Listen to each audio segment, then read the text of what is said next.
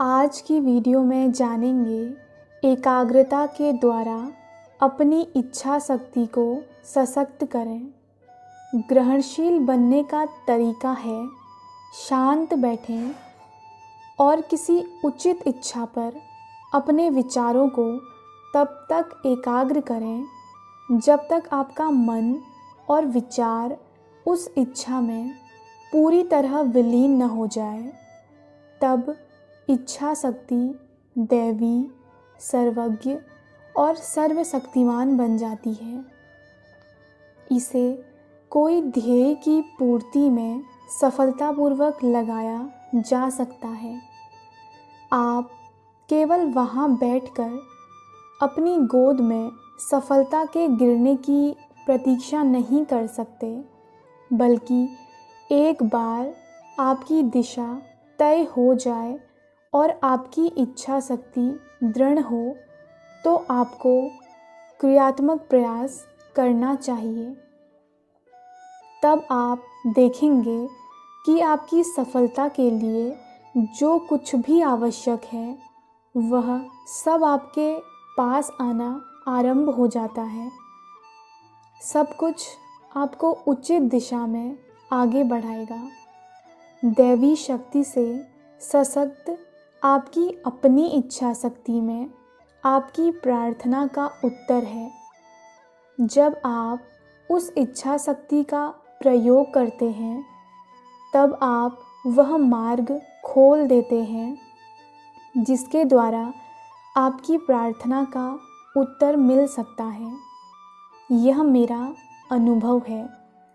केवल अपनी इच्छा शक्ति को आजमाने के लिए मैं कुछ कार्य करने का प्रयास किया करता था, परंतु अब मैं वह सब नहीं करता। मैं जानता हूँ कि यह काम करती है। बहुत पहले एक बार मैंने देखा कि मेरा एक शिष्य गलत रास्ते पर जा रहा था। उसके भविष्य में होने वाले दुखद परिणामों को भांपकर मैंने उसे हर संभव तर्क से समझाने की कोशिश की जो उसे जीवन के उस मार्ग पर जाने से रोक दे, परंतु मैंने देखा कि उस पर मेरी इच्छा शक्ति का तनिक भी प्रभाव नहीं पड़ा, क्योंकि उसने बुराई के रास्ते पर ही चलने का मन बना लिया था। अंत में मैंने अपने आप से कहा, ठीक है तो अलविदा, उसे जाने दो। परंतु शीघ्र ही उसके प्रति चिंता और मेरा असीम प्रेम मेरे समक्ष फिर उमड़ आया। मैं एक वट वृक्ष के नीचे बैठ गया और उसका मानस दर्शन करने लगा। उत्साहपूर्वक और बार बार मैंने उसे एक मानसिक संदेश प्रसारित किया। भगवान ने मुझसे तुम्हें लौट आने का आदेश देने के लिए कहा है। शाम तक मेरा मन और शरीर इस अंतर्ज्ञान से पुलकित हो उठा कि वह आ रहा है। अंततः वह प्रवेश द्वार पर आ गया। बिगड़ा राह भटका हुआ पुत्र घर वापस आ ही गया। उसने प्रणाम किया और कहा, सारा दिन मैं जहाँ भी गया और जो कुछ भी करता रहा, आपकी छवि मेरे आँखों के सामने बनी रही। यह सब का क्या अर्थ है? मैंने कहा, मेरे माध्यम से तुम्हें भगवान बुला रहे थे। यह उनका बुलावा था, मेरा नहीं। मेरी इच्छा में कोई स्वार्थ का उद्देश्य नहीं था, परंतु मैंने दृढ़ निश्चय कर लिया था कि जब तक तुम लौट नहीं आओगे मैं इस जगह से नहीं हिलूँगा। उस प्रकार का दृढ़ निश्चय संसार को बदल सकता है। एक अद्भुत शक्ति। इसीलिए गहन प्रार्थना अवश्य काम आती है। प्रार्थना करने का सबसे अच्छा समय रात को है, जब बाधाएं कम होती हैं।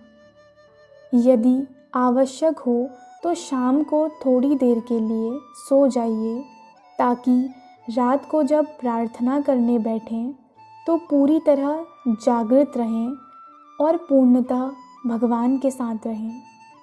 प्रारंभ में यह कठिन प्रतीत होगा, परंतु आप प्रयत्न करते रहेंगे तो यह और आसान होता जाएगा। परिणामों से आप चकित हो जाएंगे। जैसे ही आपकी इच्छा शक्ति बलवती होती जाती है, ईश्वर उत्तर देना आरंभ कर देते हैं, और जब सृष्टि के स्वामी कृपा करके आपका मौन व्रत तोड़ते हैं, तब आप अपने आनंद को संभाल नहीं पाएंगे। परंतु यदि आप में अपनी प्रार्थनाओं की शक्ति को दूसरे के समक्ष प्रदर्शित करने की स्वार्थी इच्छा है, या आप धन कमाने के लिए उस शक्ति का उपयोग करने लगते हैं, तो उस शक्ति को आप खो देंगे। तब ईश्वर आपकी किसी प्रार्थना का उत्तर नहीं देंगे। आप उन्हें डराकर दूर भगा चुके होंगे। वे केवल तभी आते हैं जब आप सच्चे हों और जब आप उनसे केवल उन्हीं के लिए प्रेम करते हों। जब आप अपनी उपलब्धियों से खुश होकर दूसरों के समक्ष उनका प्रदर्शन करना चाहते हैं, तब भगवान देख लेते हैं कि आप उन्हें नहीं खोज रहे, बल्कि ख्याति और अपने अहंकार का यश चाहते हैं, और तब वे आपके पास नहीं आएंगे।